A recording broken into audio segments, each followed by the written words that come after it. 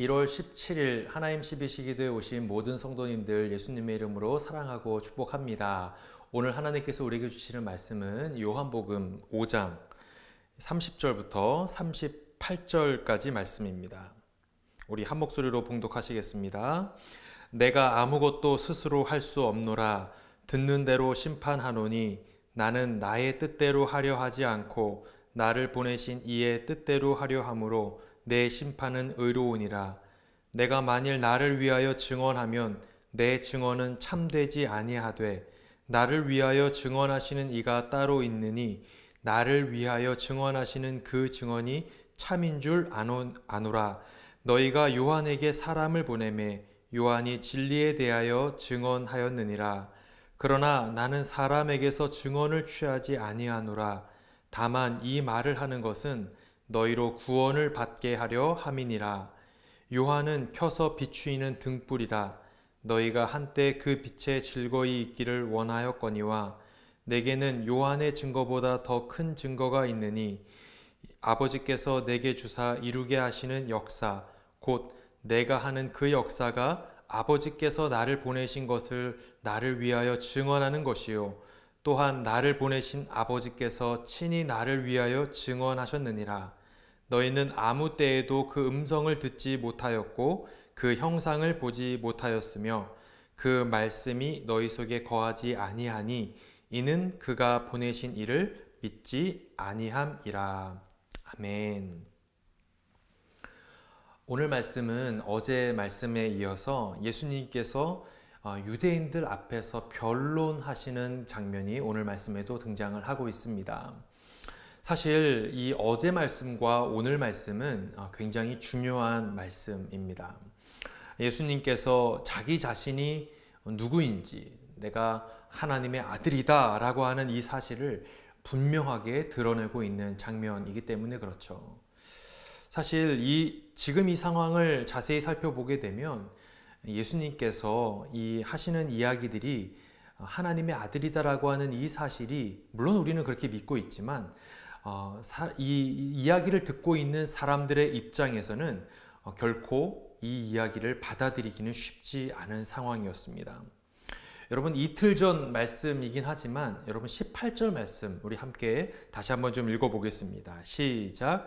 유대인들이 이로 말미암아 더욱 예수를 죽이고자 하니 이는 안식일을 범할 뿐만 아니라 하나님을 자기의 친아버지라 하여 자기를 하나님과 동등으로 삼으심이러라. 여러분 유대인들이 예수님을 왜 죽이고자 했다고 합니까?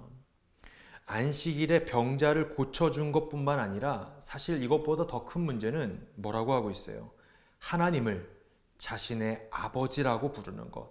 그리고 더 나아가 자기 자신이 곧 하나님과 동등하다. 내가 곧 하나님이다 라고 하는 당시 상황에서는 도저히 용납할 수도 용서할 수도 없는 신성 모독죄를 예수님께서 범하고 있다고 그들은 믿었기 때문이죠. 신성 모독죄는 유대 백성들 사이에서는 가장 큰 대역죄였어요. 그래서 유대인들은 이 신성 모독죄라고 하는 큰 죄를 저지른 예수님을 가만두고 싶지 않았던 것이죠. 예수님을 어떻게든 죽이고자 혈안이 되어 있었어요. 그런데 여러분 예수님께서는 자신을 죽이고자 혈안이 되어 있는 이 유대인들 앞에서 그 상황을 모면하고자 좋게 그들을 타이르거나 하지 않습니다. 도리어 예수님께서는 정면 돌파를 선택하시죠. 맞다. 나는 하나님의 아들이다.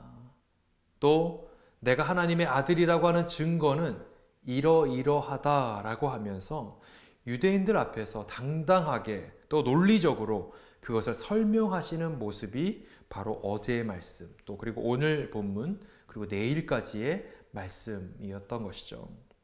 여러분 그런 관점을 가지고 오늘 말씀을 우리가 함께 좀 살펴보면 좋을 것 같습니다. 오늘 본문 첫 번째 구절인 30절 말씀 우리 함께 읽어보겠습니다. 시작. 내가 아무것도 스스로 할 수 없노라. 듣는 대로 심판하노니 나는 나의 뜻대로 하려 하지 않고 나를 보내신 이의 뜻대로 하려 함으로 내 심판은 의로우니라.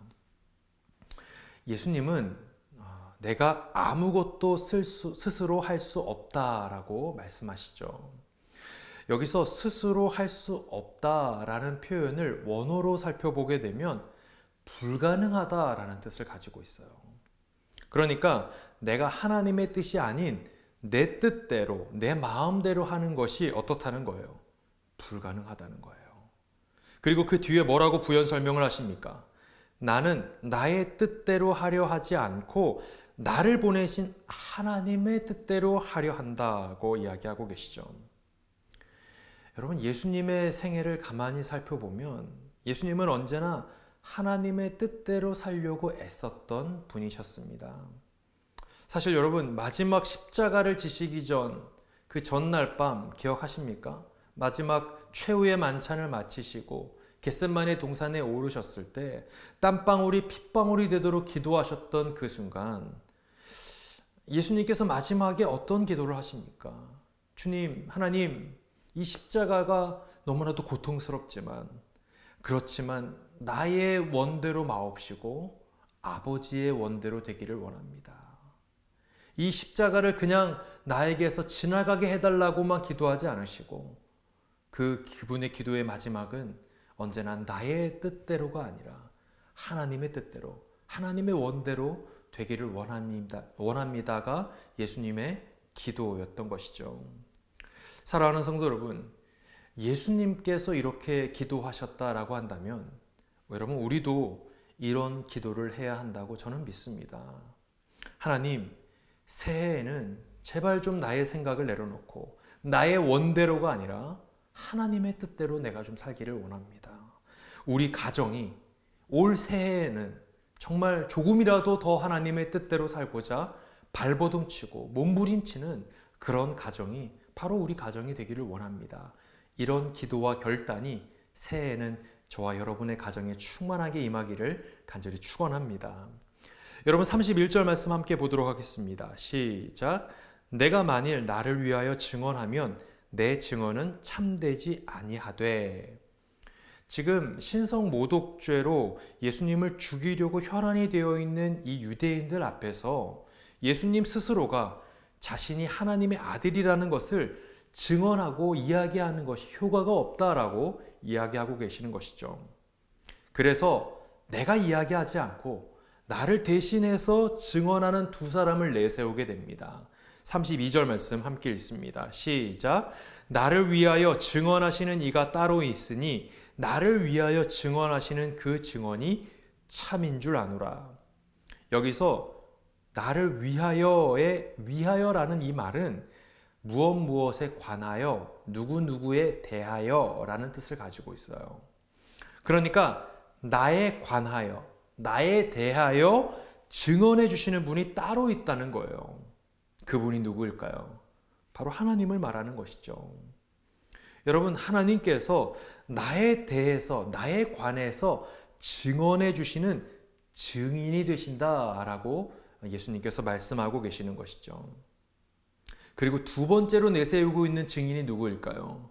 33절 말씀 함께 읽습니다. 시작. 너희가 요한에게 사람을 보내매 요한이 진리에 대하여 증언하였느니라. 침례 요한을 언급합니다. 여러분, 침례 요한이 어떤 사람이었습니까? 예수님이 오실 길을 미리 예비했던 사람이죠. 그리스도의 전령사라는 별명이 있을 정도로 예수님이 오시기 전에 그 길을 미리 닦아놓고 그분의 오실 길을 예비했던 사람이 바로 침례 요한이었어요. 그래서 침례 요한이 예수님을 처음 맞닥뜨렸을 때 예수님을 향해 뭐라고 외칩니까? 보라, 세상 죄를 지고 가는 하나님의 어린 양이로다 라고 예수님을 향하여 고백하지 않습니까? 예수님이 하나님께서 보내신 사람이다 라고 침례 요한이 증언을 하죠. 첫 만남에서부터 말이죠. 또 수많은 사람들이 침례 요한을 이때 당시에는 우리를 구원해 줄 메시아를 온 이스라엘 백성들이 기다리고 있었던 때였어요. 그때 침례 요한은 수많은 사람들에게 칭송의 대상이었고 많은 사람들이 침례 요한을 따르고 있었던 사회적인 분위기였습니다. 그런데 수많은 사람들이 침례 요한을 향해 박수를 치며 그 사람이 참된 스승이다라고 그 침례 요한을 따르고 칭송했던 그 순간에도 그는 모든 영광과 어떤 존경을 자신에게 돌리지 않고 내가 그것을 다 취하지 않고 예수님에게 그것이 그 모든 영광이 돌아가게 이렇게 돌렸던 것을 우리는 잘 알고 있죠. 그래서 침례 요한이 뭐라고 고백을 합니까? 그분은 나보다 더 능력이 많으셔서 나는 그의 신발끈을 풀기도 감당할 수가 없다라는 고백을 하지 않습니까? 그리고 너무나도 유명한 고백, 어떤 고백입니까? 그는 흥하여야 하겠고 나는 쇠하여야 하겠다라는 고백을 자기 자신을 철저히 낮추면서 예수님을 높였던 사람이 바로 이 침례 요한이었어요. 지금 예수님께서는 그 침례 요한의 증언을 지금 언급하고 계시는 것이죠.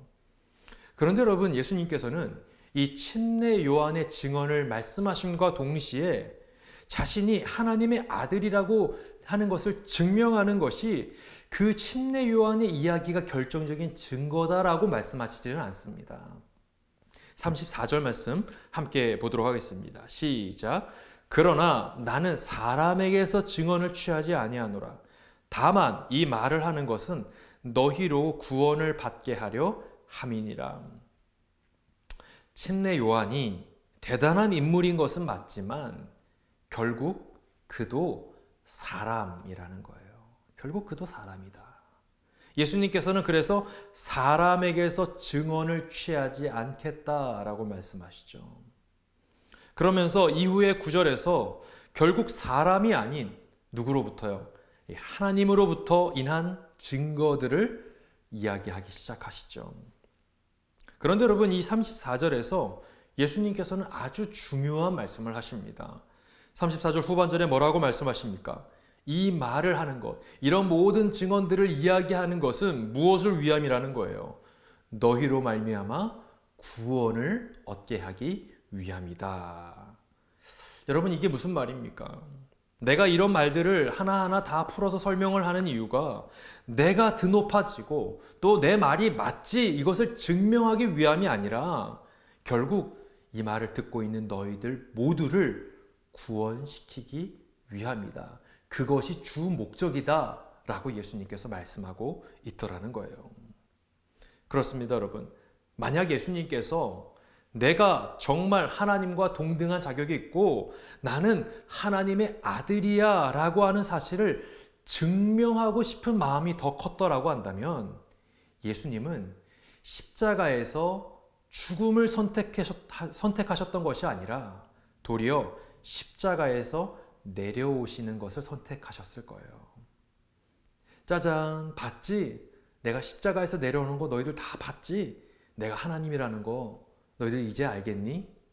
하나님으로서의 능력을 보여주시면 예수님에 대한 그동안의 수많은 어떤 모함들, 조롱들, 의심들, 아까 18절에서 읽었던 유대인들이 문제 삼았던 이 신성 모독죄에 대해서 예수님은 오히려 자유로워지실 수 있었을 거예요. 예수님의 주장이 사실이라고 판명이 날 뿐만 아니라 모든 사람들이 예수님을 인정했을 겁니다. 그러나 예수님이 하나님의 아들이시다라는 의문점은 해소가 되고 그것이 사실이라고 증명은 되었다 할지라도 온 인류의 죄를 대속하시는 그 십자가 구원의 은혜, 영혼 구원이라고 하는 그 대역사는 아마도 우리에게 영원히 주어지지는 않았을 거예요. 여러분, 예수님께서는 자신의 신성, 내가 하나님이라는 사실을 증명하는 것이 중요한 것이 아니라 내가 십자가에서 죽음으로 인해 얻어지게 되는 온 인류의 구원의 역사를 훨씬 더 중요하게 여기셨던 것이죠. 그리고 예수님께서는 유대인들을 향해 뭐라고 말씀하실까요? 37절 말씀 우리 함께 읽겠습니다. 시작. 또한 나를 보내신 아버지께서 친히 나를 위하여 증언하셨느니라. 너희는 아무 때에도 그 음성을 듣지 못하였고 그 형상을 보지 못하였으며. 이제 가장 결정적인 말씀을 하시죠. 예수님께서 하나님의 아들이시며 그분 자체가 곧 하나님이시라는 사실을 누가 증언하는 것이 가장 정확하겠습니까? 하나님께서 말씀해 주시는 것이 가장 분명하고 정확한 사실이 되겠죠. 여러분, 구약에서부터 성경 곳곳에서는 예수 그리스도의 나심을 예언하고 있고 그분의 십자가 죽음을 통해 죄인된 온 인류가, 온 인간들이 구속해 주시겠다. 그들이 그 죄를 구속함을 받는다라고 하는 그런 말씀들이 성경 곳곳에는 기록되어 있습니다. 그런데 여러분, 놀랍게도 37절에서 예수님은 뭐라고 말씀을 하십니까? 너희는 아무 때에도 그 음성을 듣지 못하였고 그 형상을 보지 못하였다라고 말씀하시죠. 여러분, 여기서 아무 때에도 라고 번역된 이 포포테라는 헬라어는 이런 뜻이 있습니다. 단 한 번도. 단 한 번도. 여러분, 너무 놀랍지 않습니까? 지금 이 예수님의 말씀을 듣고 있는 사람들이 누구입니까? 수천 년 동안 하나님을 믿어왔던 사람들. 그냥 믿었습니까? 율법에 대해서 해박한 지식을 갖고 있을 뿐만 아니라 그 율법대로 살고자 어떻게든 발버둥치면서 안식일도 철저하게 지키고 금식까지 해가면서 그 말씀대로 살고자 노력해왔던 사람들, 바로 유대인들 아닙니까? 누구보다 말씀을 많이 읽고 누구보다 그 말씀대로 살아가고자 발버둥쳤던 사람들이 바로 유대인들이고 바로 그들이 이 예수님의 면전에서 지금 이 말씀을 듣고 있는데 예수님께서는 이들을 향해 너희는 단 한 번도 하나님의 말씀을 듣지 못했어. 너희는 단 한 번도 하나님을 보지 못했어. 하나님을 경험하지 못했다는 거예요. 여러분, 충격적인 이야기 아닙니까? 그리고 심지어 그 다음 구절에서는 뭐라고 말씀하십니까? 38절 말씀 함께 읽습니다. 시작. 그 말씀이 너희 속에 거하지 아니하니 이는 그가 보내신 이를 믿지 아니함이라. 그 말씀이 너희 안에 거하지 않는다는 거예요. 왜요? 하나님이 보내신 이를 너희가 믿지 않기 때문에. 여러분, 그렇습니다. 하나님이 보내신 그 예수님을 믿지 않는다는 것은 하나님의 말씀이 내 안에 거하지 않는다는 증거이기도 합니다. 제 아무리 율법을 잘 알면 뭐합니까, 여러분? 여러분, 제 아무리 율법대로 살려고 안식일 지키려고 노력하고 금식하고 우리가 온갖 교회에서 곳곳에서 많은 사역들을 감당하면 여러분 뭐합니까? 내 안에 예수님에 대한 믿음이 없다면, 주님에 대한 나의 확신이 없다면 예수님께서는 그런 우리를 향해 얘들아, 너희들 마음에 나에 대한 확신이 없니? 그럼 너희들 마음 가운데 말씀이 거하지 않는다. 하나님의 말씀이 거하지 않고 있어. 너희들은 단 한 번도 하나님의 말씀을 들은 적이 없다. 충격적인 말씀을 해 주시더라는 거예요. 사랑하는 성도 여러분, 만약 주님께서 우리에게 이런 말씀을 하신다면, 우리가 이런 이야기를 듣는다면 여러분 얼마나 그것이 충격적이고 또 서글픈 일이겠습니까?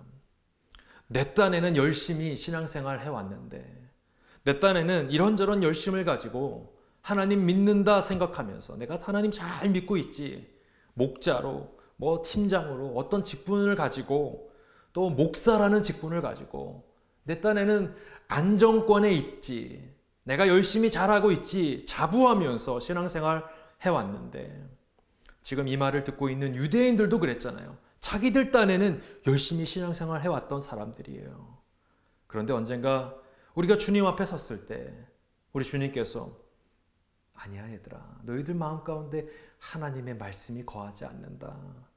너희들은 스스로 잘했다고 생각하지만, 잘 신앙생활 해왔다고 생각하지만 너희들은 단 한 번도 하나님의 말씀을 듣지 않았어 라고 우리에게 말씀하신다면 여러분, 그것은 얼마나 서글프고 안타까운 일이겠습니까?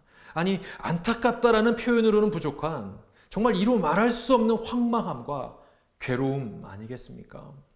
사랑하는 성도 여러분, 우리가 새해를 시작하시면서 우리는 다시 한번 좀 우리의 신앙을 되돌아보는 시간을 가져보면 어떨까라는 생각을 해보게 됩니다. 다시 한번 우리가 정신을 바짝 차리고 내가 어떤 목자고 팀장이고 목사라고 하는 어떤 직분이 나의 신앙을 대변하는 것이 아니라 내가 정말 하나님 말씀이 내 안에 거하고 있는가? 내가 정말 그 말씀대로 실제로 살아보고자 내가 노력하고 있는가? 내 귀에, 내 눈에, 내 마음 가운데 하나님의 말씀으로 충만한 삶을 내가 실제로 살아가고 있는가? 그래서 그 말씀이 내 삶을 이끌어가고 그 말씀이 내 삶을 견인해가고 있는가? 여러분, 우리는 2025년도 새해를 돌아보면서 시작하면서 우리의 신앙을 다시 한번 점검해보고 우리 가족들의 신앙도 다시 한번 점검해보는 그런 시간이 되기를 간절히 축원합니다.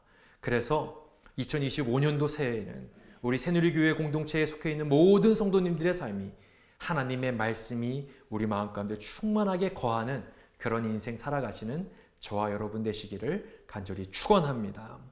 우리 함께 오늘 말씀 생각하시면서 함께 기도하기를 원합니다.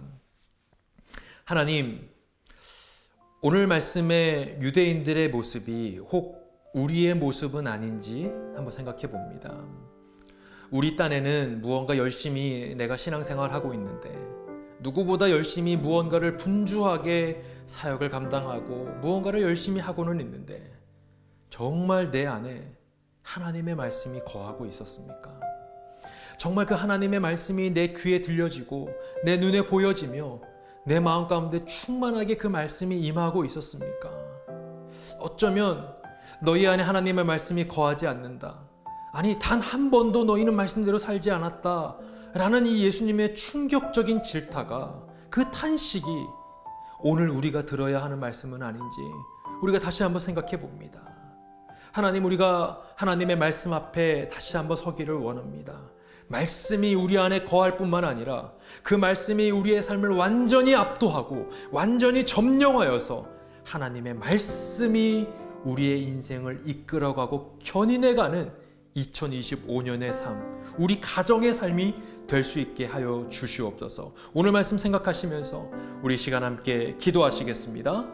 사랑이 많으신 하나님 아버지, 하나님, 오늘 말씀을 살펴보면서 이 예수님의 충격적인 질타를 듣고 있는 유대인들의 모습이 혹 우리의 모습은 아닌지 한번 생각해 봅니다. 우리 딴에는 너무나도 열심히 신앙생활하고 있는데 나는 그래도 안정권에 있지라고 생각하며 스스로 안심하며 나의 어떤 직분과 내가 사역하고 있는 모든 사역들의 범위를 생각하며 나는 무언가를 열심히 달려가고 있었는데 정작 내 마음 가운데 하나님의 말씀이 거하고 있었는지, 나는 정말 하나님의 말씀으로 충만한 인생을 살아가고 있는지 다시 한번 우리의 신앙생활을 점검해보고 되돌아보는 우리가 될 수 있도록 인도해 주시옵소서.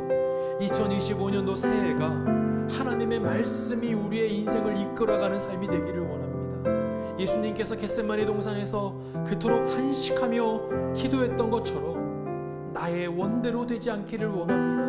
나의 인생이, 나의 모든 상황이, 나의 선택이, 나의 모든 인생의 삶의 여정이 오직 하나님의 뜻대로 되기를 원합니다.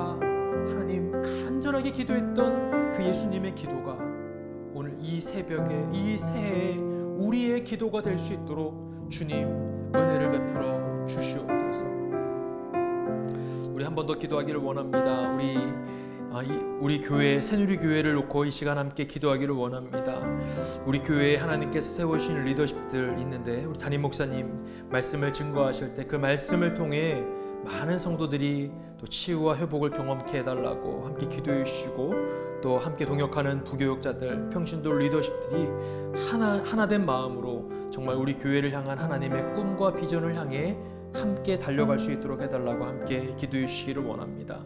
하나님, 우리 교회가, 우리 새누리교회가 정말 성령으로 충만한 교회, 말씀으로 충만한 교회, 기도로 충만하고 복음으로 충만한 교회가 될 수 있도록 인도해 주옵소서. 그리하여서 하나님, 이 지역사회 가운데 여전히 주님을 알지 못하는 수많은 영혼들의 마음을 두드리며 그들을 복음으로 깨울 수 있는 우리 교회가 될 수 있도록 해달라고 우리 새누리교회를 주님께 올려드리며 우리 시간 함께 기도하시겠습니다.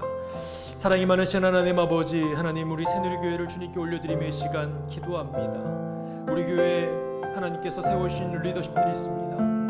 담임 목사님 말씀을 증거하실 때 그 말씀을 통해 상처된 모든 어려움들이 치유되고 회복되어지는 것을 경험하게 하여 주옵시고 우리 교회가 달려가야 될 방향성이 제시되는 귀하고 복된 시간 될 수 있도록 인도해 주시옵소서. 함께 동역하는 우리 모든 부교육자들과 평신도 리더십들에게도 동일한 은혜를 주셔서 정말 하나된 마음을 가지고 하나님의 꿈과 비전을 향해 함께 달려가는 우리 교회가 될 수 있도록 주님 은혜를 베풀어 주시옵소서.